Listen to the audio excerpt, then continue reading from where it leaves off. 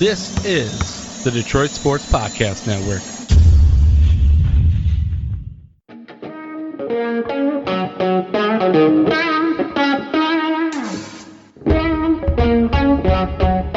The biggest icon in podcasting.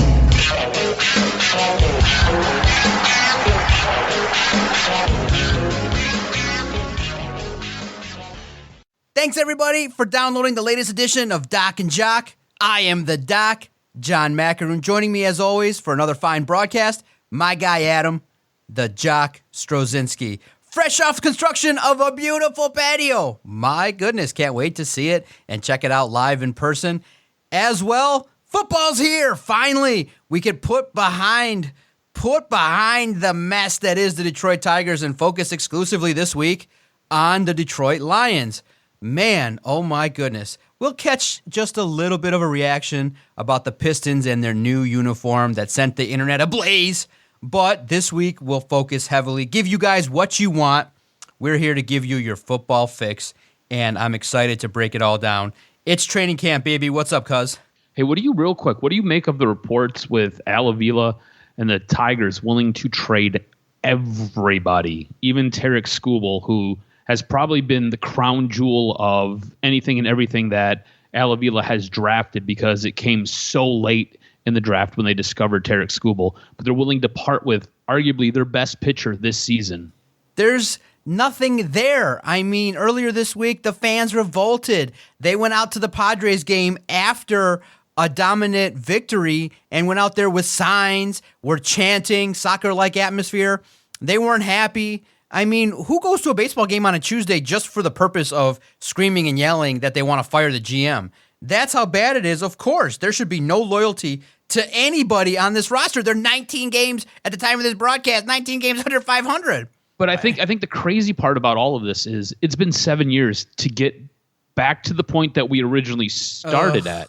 Like, this is going to be another teardown and rebuild. We've just spent 7 years doing it. The fact that there has been zero movement by Chris Ilitch tells you everything you need to know about him as an owner in this baseball team. And the fact that Al Avila has to hit the reset button 7 years into hitting the reset button and is willing to trade away everything that has been good that he has basically acquired, and it hasn't been much because he's been taken advantage of so badly in the previous trades is absolutely mind-boggling to me. I mean, you're about to give up on possibly Riley Green, he looks like a really damn good baseball player, and you're about to give up on Tarek Skubal, who looks like he might be a really good pitcher in the future. Yeah, he started the year off hot. Now he's struggling a little bit, but to give up on those two guys who are two of your bigger prospects to kind of hit, and again, listen to what I'm saying, kind of hit, tells you everything you need to know about this rebuild 7 years in. It has been absolutely abysmal. And that was shocking to me that he's willing to part with everything and everybody, whatever he's got to do to try to save his job. There should be no saving this man's job. And he should be on his way out the door immediately. But the Tigers are so depressing. That's okay. We can leave them in the past. We've got OTAs around the corner. It's football season.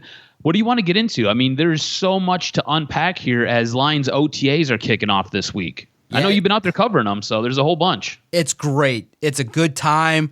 You see the Lions, the exuberance. Football in training camp mode is great because it's still hope season for another month. You haven't played anybody yet. You haven't revealed what you really are. It's just you against you. So there's a lot of opportunity to see what there is out there for this Detroit Lions team. And I think in the first thing you want to always look at is how is the rookies, how are they acclimating to life in the National Football League? I think Aidan Hutchinson is going to be the talk of the town, and I'm very fascinated to see what this rookie, the number 2 overall pick, what he can accomplish in training camp and how he looks when the pads come on. Because now this first week, guys, I know we're all excited. I know that everything's in full motion and things like that. And we're going to talk about realistic expectations for Hutchinson in a few moments, but we got to talk about the news of the day. But I want to see, can these players live up to the hype that are new and young? Because it's a very young football team. And I just posted a couple of days ago about the salary cap numbers for these players. And outside of the first 15 really players, it's a very, very youthful group full of young talent that's not paid. You have a lot of players that their salary cap number is under $3 million. A lot. So kudos to Brad Holmes for putting together what is typically known in the formula for putting together a young team, which is not a lot of big guys. Obviously, the quarterback and a receiver and a cornerback that were drafted high are up there. Hutchinson's up there as well. But this football team now has an opportunity to kind of push forward in this youthful way. And I think that, just to harken back a little bit to the Tigers, we have to open up our hearts to the potential that this rebuild could fail.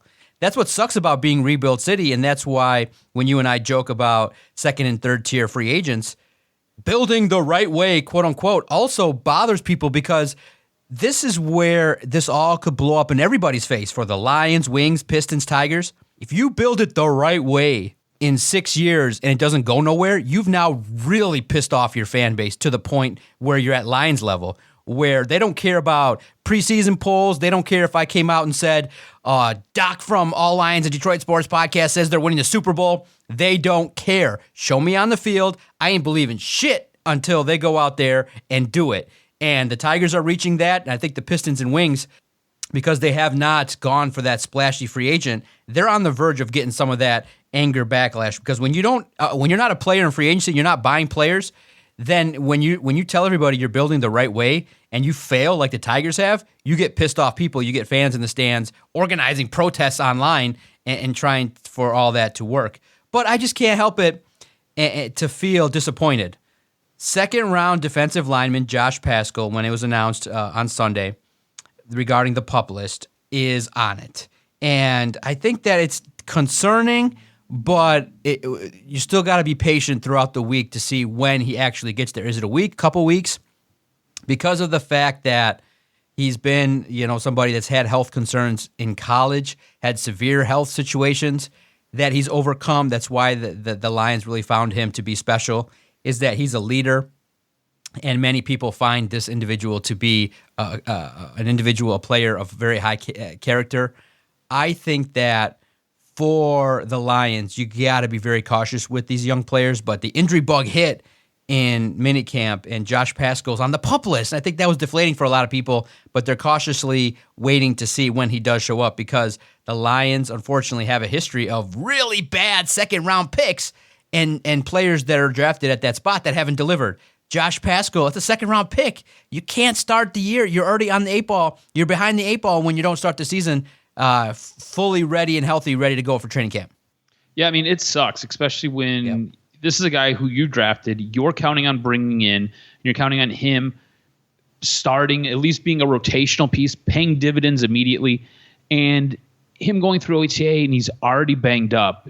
Now the concern is, how serious is this injury? Is this something that's going to linger as the season goes on? Is this going to be a situation where he's going to play through it and then it's going to reoccur late in the season when this team kind of gets a little bit of mojo going? How is it going to stunt his growth and his development? It's like all of these things. It's not like it's just one thing. This injury and him being put on the PUP list, it really limits what he can do in camp, and it almost feels as though it really slows the growth and the development. That being said, it's one of those things where he could come off of it in a couple of weeks and be good as gold. It could be one of those things where he just needs a little bit more time. He was drafted, and like you said, he did have some injuries when he was in college. Comes to the Lions, and it just could be a cautious step that the Detroit Lions are taking because they do feel that he is so special. And look, this is a guy that I think you're going to find out a lot about Brad Holmes and the way he drafts and the way he identifies talent in players. This is a guy who a lot of us were kind of like, wait, what? What? Like, we have other needs. We have other things we could address. We have other things we could do. Like why are we going in this direction? But Brad Holmes and the Detroit Lions and the front office felt strongly enough about this guy to spend that second round pick on him, go grab him, and bring him in. So this is going to be one of those things where I think we just kind of have to watch. I do have some concerns with it impacting his development. And again, that could be one of those things that really gets addressed and really taken care of in the next couple weeks if he can come off the PUP list early. But this is not necessarily how you want to start your NFL career. Starting it on the PUP list kind of sucks a little bit, especially with training camp. Training camp is one of those times, especially for young players, for rookies, where it's very exciting. The fans are excited to see you. You should be excited to basically putting on your helmet, putting on your pads, and getting out there, just kind of working out, stretching out, and just trying to pick up some different things that the coaches are putting down. So a little bit disappointing that he's on the PUP list to start the season. But the good news is Jeff Okudah is not. He's going to be out there. He's going to be a participant. The big concern for everybody is going to be the health of Detroit's former number 3 overall pick. So this is going to be a huge storyline along with the quarterbacks. You know what we're going to watch? We're going to watch the linebackers. We're going to watch the secondary. We're going to watch a lot of interesting position battles. Who's on the roster bubble? All the good things. But, obviously we're going to talk about Jared Goff, Aidan Hutchinson along the way over the course of the next few weeks. And it's just fascinating to look at what's going to happen now in regards to who has the pressure on him. And I think Jeff Okudah firmly, along with Jared Goff and the offensive line, has a lot of pressure. Josh Paschal can kind of ease his way in because there's a little bit of depth at the defensive end position where Julian Okwara could take a step up in his career. Romeo Okwara, we don't know. He's starting the year on the PUP list. I think that's a little concerning because of the nature of his injury. So you want to see how maybe the likes of a James Houston, if he gets put in there in camp, in battles, can he kind of push forward now, maybe take a little bit of a jump up at Josh Paschal because of his time away. So there's still opportunities for young players to get in the mix there at the defensive end spot. So I can't wait to see it. You brought up Jeff Okudah. Yep. And I just kind of want to know what your expectations are for Jeff Okudah this season because I've been out on him since they drafted him. This was a guy I did not want. This was a guy who I felt the Lions were taking a complete flyer on. And in my estimation, at this point in his career, coming off an Achilles injury, I don't know if he's going to be even close to the player he was supposed to be coming out of college. I know when the limited amount of time that we've seen him, he did not look like the player he was supposed to be coming out of college. At this point, I don't know if he actually works as a cornerback in the NFL. I feel like he may have to drop back to safety, or he might have to play a nickel or a dime corner, which to me, that's a totally blown, wasted pick if you're going to be a nickel or a dime corner and the Lions took you at 3 when they could have grabbed their franchise quarterback. Exactly. Now, many people are thinking that by the end of training camp, Okudah should win the spot opposite of Amani Oruwariye. But I don't see it. I think that he might earn it just based on the significant cap number that he has. But I don't see him being that productive. Remember, it takes quite a bit of lateral movement, quite a bit of speed, quite a bit of awareness to play even when you're healthy. So it's going to be very, very, very key that he comes back and really, really, takes advantage of what he's learned so far because it's going to be tough. Expectations, I don't have any. I think that the expectation is that, I asked him, would you be open to experiment playing safety? Some people think that he would be a major flop at safety, that he'd be way more out of position in that spot, and so maybe they think that there'll be a mix of him being outside and playing slot. I don't have any expectations. I just don't see it because of the fact that I just think that position, when you're talented, is super hard. It's a tough position. You got to be elite. You got to be fully healthy. That Achilles injury is tough. So I hope that he can rebound in the healthiest and safest way possible. But man, it's tough, and it'd be such a big bonus too. And he's done the work. He's put in the time. You see the recovery videos. You see that he's doing all the things that he's got to do. But, man, if there's one person who couldn't use just a little bit of luck in his life in regards to football, it's Jeff Okudah, because so many people have written him off, including yourself. Many people doubt that he can play the position. Many people doubted him just by the nature of the fact that he was drafted number 3, and nobody's supposed to be drafted as a cornerback that high. So the Lions did this kid a disservice, and I just hope that he can rebound. And in the first couple of weeks, we'll have a detailed look how he goes up against some of these receivers because there's no real drop-off. 1 through 5 Lions receivers can do some damage, and if you're lacking any bit of confidence, Jeff Okudah in any way, shape, or form, it's going to be a problem. So we'll see how it goes. But yeah, Jeff Okudah, he's one of the players that definitely needs to have a significant camp. But so does Aidan Hutchinson. I think that he has to show that he can ball in this league. And it's very fascinating because national writers have come in. They've interviewed the players on the Lions, and they've looked at storylines. They've talked about why they're so positive on and so high on these Lions. But I think it's fair to say that there might be vastly too much expected from Aidan Hutchinson if the question is going to be, can he singularly turn around this defense? I think that he can be a part of it, but I don't think one player in particular on the Lions defensive line is just going to come in, and I don't see 10 sacks from Aidan. I see him being a disruptor. I see him, setting the plate for others like an Austin Bryant, like a Charles Harris, like a Levi Onwuzurike, like an Aleem McNeil. And I see him setting the table for the lucky defensive lineman that gets to play alongside him for some linebackers. I think Aidan Hutchinson's going to command some double teams, and he'll be this workhorse defensive lineman. But realistic expectations, just be a consistent player that gets quarterback pressures, get a little bit in the backfield as much as you can, and really set the scene. Force the opponent's offensive line to give you some attention. Realistic expectation, probably 5 to 6 sacks, and an opportunity to cause a lot of disruption. If he can just be part of the group that pressures the quarterback a lot more, then we could talk about it. Because Aaron Glenn's out here telling national reporters he wants the defense to be feared. Right now, I don't fear the Lions defense. I think that's the biggest question mark on this team is, are they going to be a sieve and give up that many points? I think the realistic expectation for Hutchinson is continue to improve every week and be a factor in the talk of, let's hear his name, chasing the quarterback every so often. But I don't see him having 12 sacks and bursting onto the scene. I think it's going to be a slow, steady progression. Week after week, you're going to hear his name more as the season progresses, his rookie year.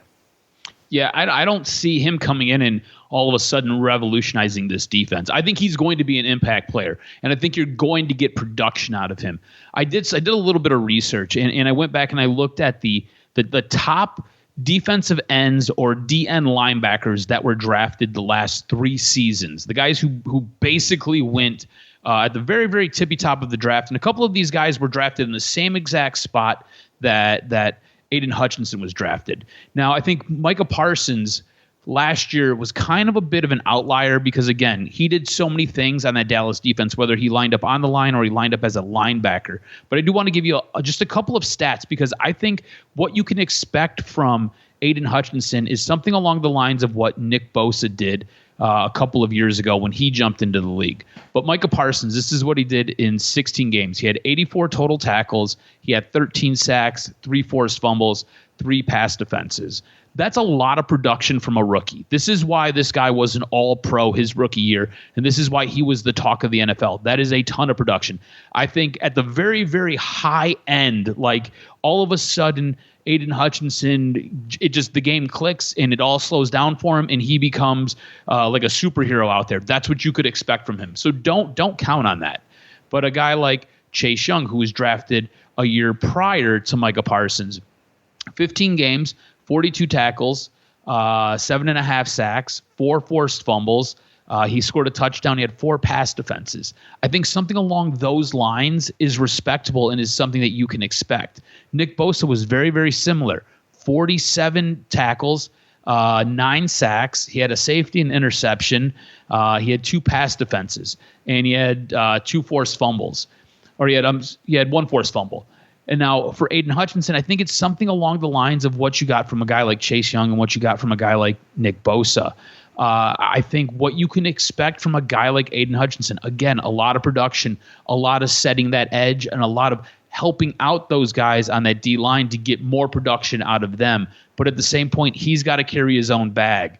And I think 40 total tackles, 7 sacks, 2 forced fumbles, I don't think those are lofty expectations. I think those are very reasonable expectations to have from this guy who went number 2 overall. A lot of people say he was the best defensive player in this draft. I don't think those are lofty expectations. I think you should expect and demand something along those lines. And again, I think him setting the edge and him helping other guys out on the defensive front, I think is going to play a major part. If you look at what he did when he was at Michigan, it wasn't solely about him. He wasn't necessarily the disruptor, the guy getting to the quarterback. He wasn't necessarily the guy with all of the sacks. A lot of that was David Ojabo. David Ojabo had a hell of a season last year, but it was because Aidan Hutchinson was there commanding a double team, just kind of wreaking havoc on the opposite side of David Ojabo, drawing in that running back, forcing them to step up in the pocket to basically take him on, allowing David Ojabo to basically come around the edge and get those tackles and get those sacks. So I expect a lot of production. It might not all show up on the stat line, but those are my expectations for him going into next season. And I think if you can get a guy who can give you 40 and 7, I think you're going to take that all day long. And I think that helps make this defense that much better.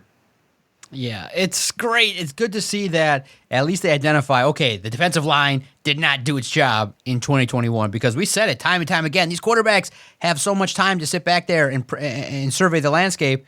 And I still remember that classic line from Dak Prescott. He was like, dude, I could have surveyed the landscape twice. Mm-hmm. I could go through my reads 1, 2, 3, 4, 4, 3, 2, 1, and still not be on my ass. That can't happen. Never again do I ever want to hear shit like that come out of a quarterback's mouth, where he could sit there and look clean and be able to leave a football game and not have the ability to kind of get his ass torn to the ground. So I think that's going to be the biggest goal for the Lions, is pressure the quarterback. I think that's been the biggest indictment of this defensive front over the last 5 or 6 years was that one statement, because it was so damning. It was so disheartening as a Lions fan to basically hear another quarterback just talk shit about your defense, that they're so horrible that he could sit there and go through his progressions multiple times and doesn't have to worry about getting any pressure. And they knew that going into that game. And yeah, that was a different regime, and that was a different time. That was a different defensive front. But as a whole, as the Lions, you've got to wear that. And I think that's pretty damning of a statement to be made about your defense and about what people think about your defense. That was brutal. I remember that pissing me off severely that season. And then juxtapose that, what I don't want to have happen, please. And you can mark this, timestamp it, episode 469, around 20 minutes in. If Hutchinson is not the guy, just let anybody in the world besides Johnson and, Kayvon Thibodeau be the guy. Like, if Jermaine Johnson, who got drafted way later in the first round, or Kayvon Thibodeau with the Giants, if they come out and be studs, guys that I wanted, because also partly due to my Michigan hate, have to own it, but if he ends up not being the guy, and all of a sudden we start seeing Kayvon Thibodeau light it up with 12 sacks, I'm going to just die here on the microphone, because I think the Lions play the Giants on the road. Could you imagine Kayvon Thibodeau just knocking out Jared Goff in a critical time when, the Lions are pushing maybe toward a winning season? And who causes the fumble that cracks the wrist to Jared Goff? Kayvon Thibodeau? Please, just let some unsung hero come out. We can complain then. Because Aidan Hutchinson, that's a big draft pick. Number 2, you expect production. So I'm hoping, and I'm hoping that there's an opportunity for him to take a step forward quickly in his career. Is it acceptable for you for both those guys to be good players? Like, can Kayvon Thibodeau be a really good defensive end, and can Aidan Hutchinson be a really good defensive end, or does that not matter? Does that just kind of prove your point right, where they really should have took Kayvon Thibodeau if he's a little bit more productive than say Aidan Hutchinson? I know patience is going to be tough, but really in the end, it's going to boil down to who has the better stats when they go head-to-head, mano-mano. It's going to be Lions and Giants. Who plays better that game? Because we're going to have 2 games that are going to be prove-it games, the Giants and the Jets. And if it's the Jets that destroy the Lions, it's going to be you got the wrong coach. Maybe you should have hired a Lebanese guy. Or you have Kayvon Thibodeau and his performance against the Lions. If he dominates, then you're going to say, well, let's take a look. That's kind of how the sports fan looks at it. But I think that Hutchinson, in the long run, if you ask me 5 years from now, he'll be a good dude. He'll be a productive player. but I'm not sure if he's going to live up to the billing of being number 2. That's this tough spot. When you're number 2, you're expected to kind of put up some numbers. So we'll see what happens in regards to how this goes. So I'm excited to see it. And then finally, the last guy I think right now, as we kind of ease into training camp, we'll go more elaborate as we start to read reports and be out there laying eyes on what's going on. Jared Goff has a lot of pressure on him as well. He's got the weight of this football team on his shoulders because this offense has been tailored to help him improve.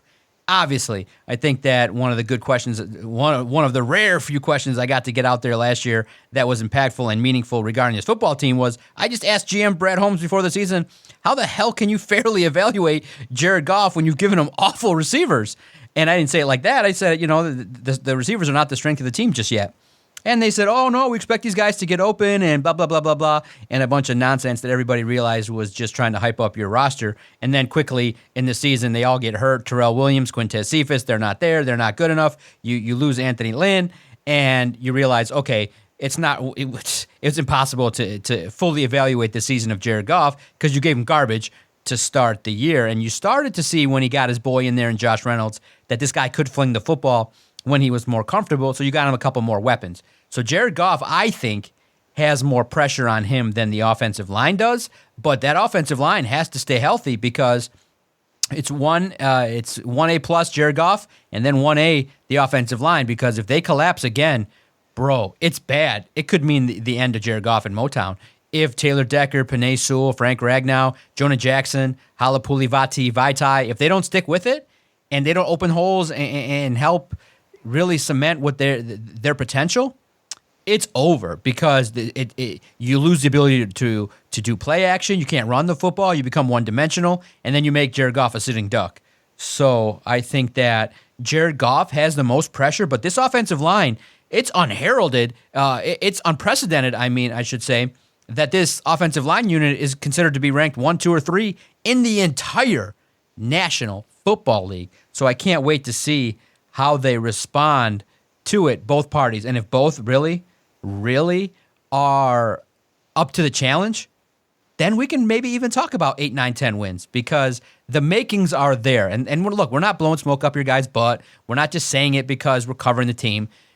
There's a small, margin that really indicates a winning football team from a losing football team. And right now, just based on paper, this football team should be able to run the ball, should be able to work off of that in play action, should have receivers that get open, should have a couple tight ends that you can count on, and maybe you get a home run with Devin Funchess. Maybe you have a defense that just bend, don't break in the literal sense, where you finally kind of, aren't really great, but you kind of tighten up at the right time.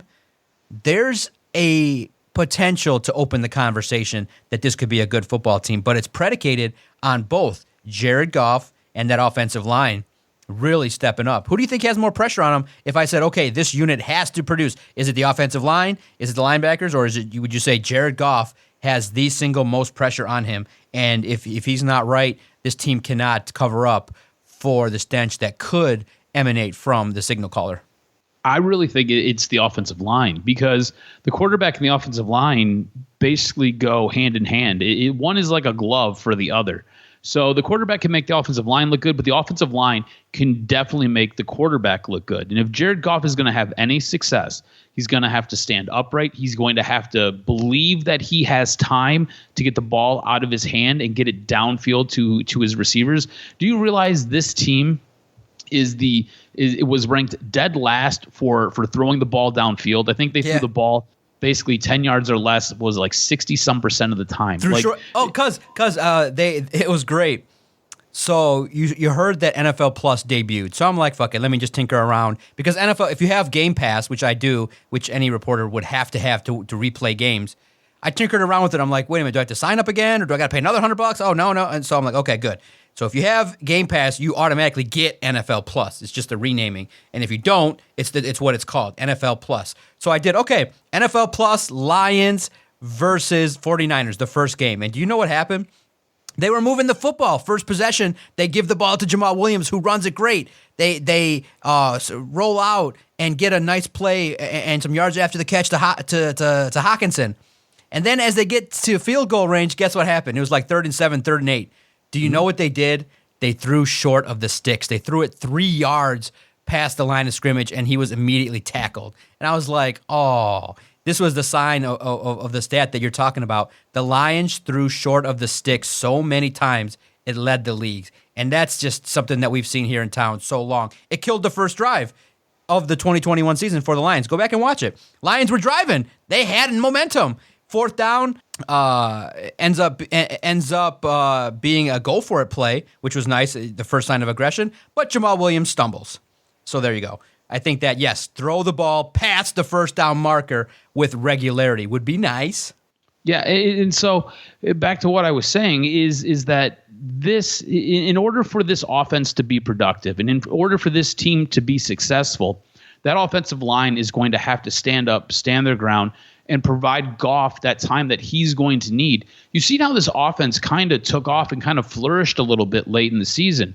At that point, he had Reynolds in here, who he believes in. This is a guy that he has familiarity with. He had the system was basically tailored to him, and he had felt comfortable in the offensive system that they had. He was able to get comfortable with the weapons around him, and I think you and I both believe he's got much more to work with this year than he did last year. I think that is a for sure thing. I don't think you can argue that. So I think for him to be successful, that offensive line has to stand up, has to stand in there. And I think there's a ton of pressure on these guys. This is the one unit on this team that is ranked above everybody else. You look at everything on paper, you say the one unit that is for sure going to be good, that is going to operate at a Pro Bowl level, and any team in the NFL would want them, it's going to be that offensive line. That offensive line has a ton of resources invested in it, and that offensive line has a ton of pressure to be good, because if that offensive line's not good, that running game is going to go to shit. The wide receivers aren't going to be able to catch any passes. Jared Goff's going to be beat up, and we already know that this quarterback room is not strong. Quarterback room basically begins and ends with Jared Goff, and that's all you really have. So in order for this offense and for this team to be good, to alleviate some of that pressure on that defense, the offensive line has to play incredibly well and allow Jared Goff and the running backs time, space, and the ability to get the ball down the field. Yeah, absolutely. It's going to be good times, man. I think that there's potential here. This team is being built and giving an opportunity at least for this football team to take a step forward. And I think that realistically, 6, 7, 8 wins would allow for a lot of people to be happy. I think they'd be satisfied. I know that there's a large segment of supporters right now that are patiently waiting to see what this Lions team could do. There's still a strong amount of haters that don't believe in the hype, that don't believe that anything the Lions did was worthy because you didn't really go out and really add in terms of free agency. But this team is building through the draft and through culture and bringing in fits. So we'll see what happens, and we'll see if defensive coordinator Aaron Glenn can earn a head coaching position. Because if you go out there and your defense sucks again, you can't just talk your way into a head coaching job. People are going to see, hey, your weakness was the defensive line, your weakness was quarterback pressures, and you never really improved it. So let's see the continued development of the youth on this roster. But it's a good time, man. I know we're going to keep it a little bit shorter to about 35 minutes this week. We're setting the table, getting your guys' palate just wet enough to enjoy the coverage over the next few days. Because remember, training camp just for the first week is without pads. So it's kind of like a further football like you saw at minicamp. Next week, when we get to talk, we'll have an opportunity to at least see and observe a couple practices with the pads on, and that's when things get juicy. All right, cuz, quickly, 180 seconds or less, I'm curious, because it's the big debate, and maybe we can have it further, maybe bring a guest on that's all up in the uniform business to tell us what they think. But the Pistons went back to teal as an alternate uniform, and oh my God, 2 million views on their Twitter page. They were like, the internet went ablaze. Now, for me, I'm kind of indifferent. It's like I don't hate it. I wasn't like, oh, my God. But I do also recall that was the prime of our youth, as a teenager, and that was with the Jerry Stackhouse era. And that team blew with Grant Hill, and he ended up leaving. That team sucked in the teal era. Maybe they're trying to give it one more go and trying to appease the fan. It's better than what they had. For me personally, it's a nothing burger. It's like, okay, I don't personally care what they wear. I know it's a big deal with helmets in the NFL and uniforms in the NBA. Not my thing, but my God, the youth of America definitely loved the teal, and it blew up. And as the kids say, it was on point, and they're really excited to see the Pistons in teal. What do you think about it? Is it just a big bunch of do about nothing, and can they finally get players that can shoot? Like, that's what I want. Or do you say, hey, Jaden Ivey in teal looks pretty sweet? So I had one of those teal jerseys when I was a kid. That explains it all. I had a Grant Hill champion, because I think champion was the official outfitter of the NBA at the time. Oh my God! I had a Grant Hill champion teal Piston jersey. You still got it? I was in 8th grade. I let my best friend borrow it when we were at Cedar Point for our 8th grade trip, and I never got it back. So that being said, I liked it when I was a kid. I hate them as an adult. I think the maroon ones are so much better. I think if you were to go with the maroon one, that would be on point. I think the teal ones are kind of hideous. I do not like the teal ones at all. Yeah. I would honestly, if you're going to do an alternate jersey for the Pistons, I would go with the maroon color, or I would try to figure out something different with the color scheme. It's red, white, and blue. You can do an all white. You can do an all red. You can do an all blue. I mean, you've got options. Either that or go with the maroon one with the horse's head with the pipes hanging out of it. I like that one better. That was, out of all of them, that was probably my favorite. Nice. I think that's great. An opportunity for the next coming years to see a little bit of a change. 13 or 14 NFL teams redid the helmet. We'll break that down in future editions of the podcast. Lions not this year. From what I'm hearing, it potentially could be something that is aligned with a new uniform in 2023. So stay tuned for that to see if they do end up putting something new on a helmet and a new fresh look with their uniform for next season. Just not yet. Patience. That's the key in all things going on in Detroit sports. Cuz great intro look at training camp. I hope you all enjoy it. Hope you all stay with Detroit Sports Podcast at Detroit Podcast for all your coverage, all your insight, all your trash talk regarding your Detroit Lions. Stay tuned for future podcast episodes on this network as we go full hardcore coverage of everything going on with the Lions. Look for it at Detroit Podcast. Make sure you follow Adam on Twitter at AdamRSCROZ. Follow the network, again, at Detroit Podcast. Anywhere you listen to your favorite audio content, favorite podcast, type in Detroit Sports Podcast. Our content will find you, and that's where you can get great guests, analysis, and crazy wild Detroit sports talk. Going strong since 2013 and ready to kick off another football season in 2022. Thanks, everybody. Let's hit this again next week on the latest edition of Doc and Jock.